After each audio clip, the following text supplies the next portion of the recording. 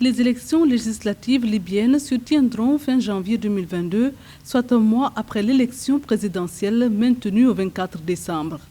C'est l'annonce faite mardi 5 septembre par la Chambre des représentants libyenne qui justifie cette décision par le caractère prioritaire du scrutin présidentiel.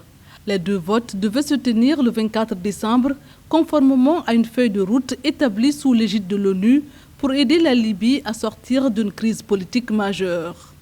Ces dernières années, le pays n'est pas parvenu à se stabiliser à travers le système parlementaire. Pour la Chambre des représentants, il était nécessaire d'organiser les élections présidentielles dans les plus brefs délais.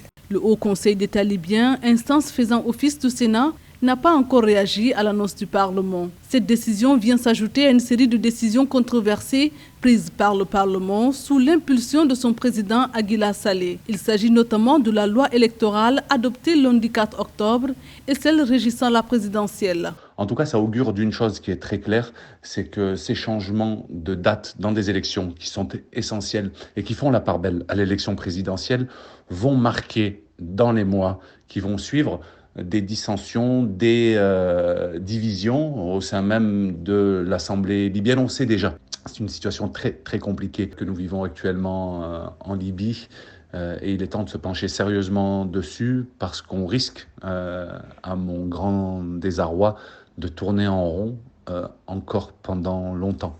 La tenue des élections est une condition essentielle pour le retour de la paix dans ce pays, en guerre depuis plus d'une décennie, mettant fin à la division de la Libye entre deux principaux camps.